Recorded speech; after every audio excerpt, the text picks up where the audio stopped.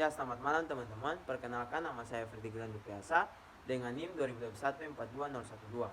Pada video kali ini saya akan menjelaskan tentang homomorfisme grup. Nah, seperti yang dilihat teman-teman pada gambar berikut, terdapat 3 buah himpunan. Yang pertama ada himpunan G, yang kedua adalah himpunan G aksen, dan yang ketiga adalah himpunan G /N, di mana ketiga himpunan tersebut memiliki anggota-anggota. Nah, teman-teman, di sini kita disuruh buktikan untuk mencari G /N merupakan subgrup faktor daripada G. Oke teman-teman, kita langsung buktikan saja. Nah, diketahui bahwa kita mempunyai G dengan G aksen merupakan grup, dan pemetaan dari G ke G aksen disebut dengan nu, dan nu merupakan homomorfisme dari grup. Nah teman-teman, di sini kita akan membuktikan bahwa G /N merupakan subgrup faktor pada G. Pada gambar berikutnya terdapat 2 buah himpunan, yaitu himpunan G dan himpunan G /N. Di dalam himpunan G terdapat anggota G, dan di dalam himpunan G /N terdapat beberapa anggota seperti G1 garis, G2 garis, dan G3 garis, dan seterusnya. Nah, yang pertama-tama kita akan menentukan bahwa G /N merupakan subnormal daripada G. Nah, langkah yang pertama akan ditunjukkan bahwa G /N merupakan subgrup daripada G. Nah, misalkan kita ambil sembaran A dan B adalah anggota G /N. Nah, kita misalkan bahwa G /N merupakan ker nu. Dengan demikian, nu A sama dengan nu B sama dengan E aksen. Atau dengan kata lain, nu A dengan nu B aksen sama dengan E aksen. Karena nu A dikalikan dengan nu B sama dengan E aksen, sesuai dengan teorema 3.3 bagian 2. Nah, kemudian di sini nu A dikalikan dengan nu B aksen sama dengan nu A dikalikan dengan nu B aksen, atau sama dengan nu dikalikan dengan A kali B dalam kurung A dikalikan dengan B aksen dalam kurung dengan sama dengan E aksen, sehingga diperoleh bahwa A dikali B aksen merupakan anggota dari ker nu. Dengan demikian, ker nu merupakan subgrup daripada G. Nah, untuk bagian yang kedua, yaitu setelah kita menunjukkan bahwa G /N merupakan subgrup daripada G, kita kemudian akan mencari bahwa G /N merupakan subgrup normal daripada G. Yang pertama kita lakukan yang sambar, kita ambil sembarang G adalah anggota G, di mana GH sama dengan GH, H adalah anggota H, ker nu sama dengan G /N. Diambil sebarang A anggota GH, maka A sama dengan GH1 untuk setiap H1 merupakan anggota H. Di sini diperhatikan bahwa nu A itu sama dengan nu GH1, atau sama dengan nu G dikalikan dengan nu H1 sama dengan nu G dikalikan dengan E aksen, atau sama dengan nu G. Atau dengan demikian kita bisa sebutkan bahwa nu GH1 sama dengan nu G.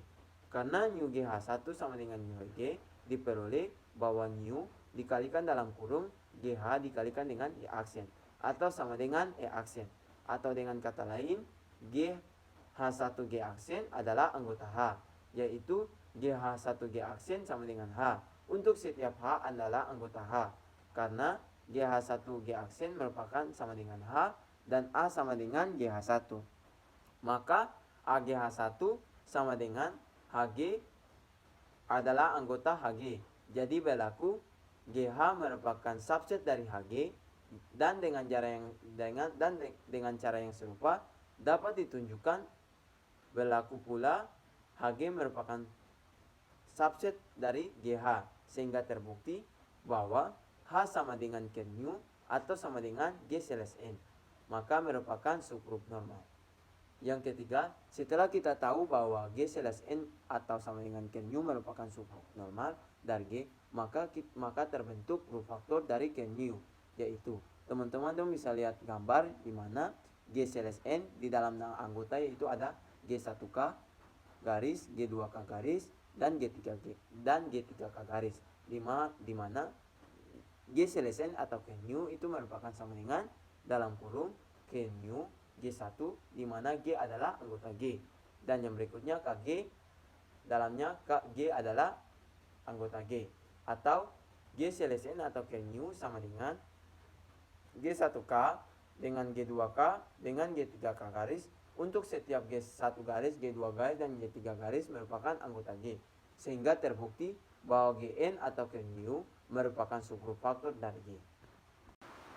Nah teman-teman, kita pada masuk pada nomor 2, yaitu kita akan membuktikan bahwa G selesai N itu apakah dia isomorfik dengan image new.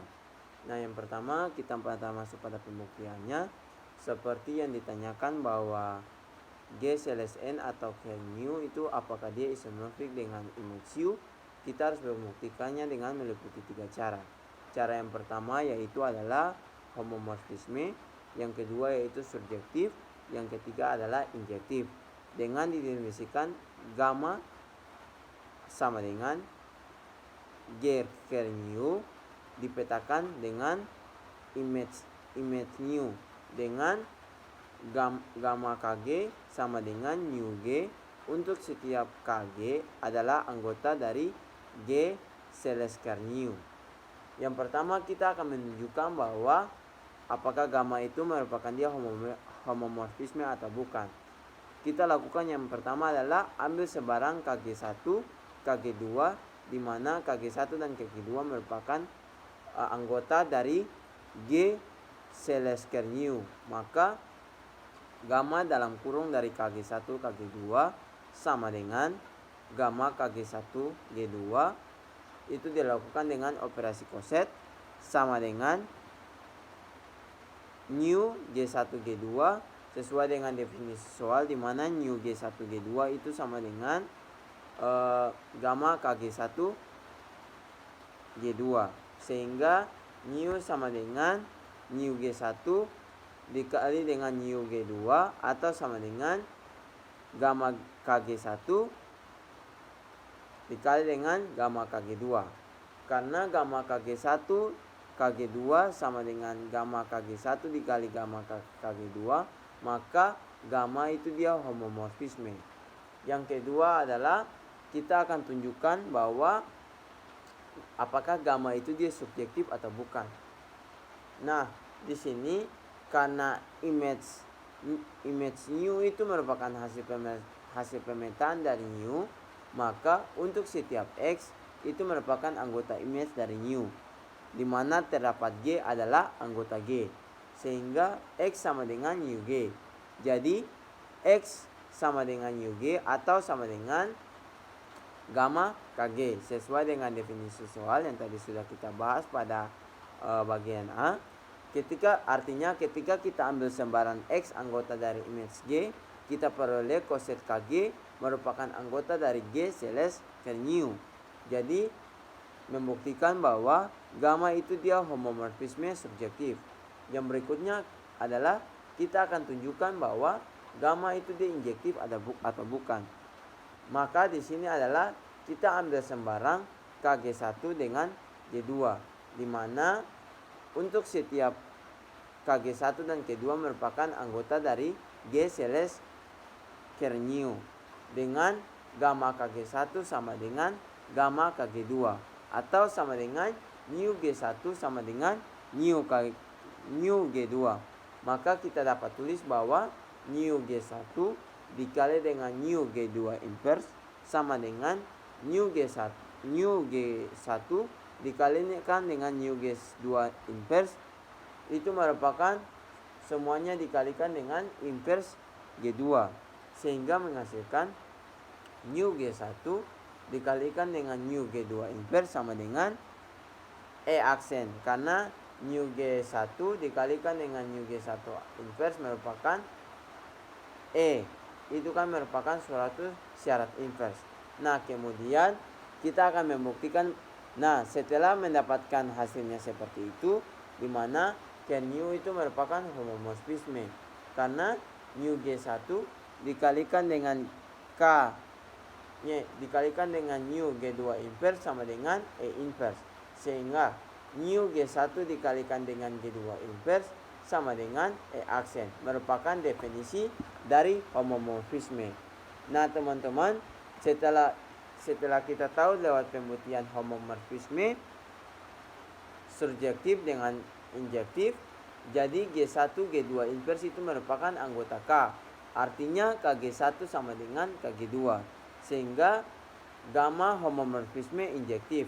Dengan demikian berdasarkan pernyataan A, B, dan C di mana sudah terbukti bahwa homomorfisme surjektif dengan injektif, maka gamma adalah isomorfik, yaitu G selesker nu sama dengan isomorfik dengan image nu. Iya teman-teman, sekian dan terima kasih dari hasil pembuktian yang saya bawakan. Semoga ilmu yang saya bawakan ini bisa menjadi berguna buat teman-teman semua. Selamat malam dan sampai jumpa lagi. Terima kasih.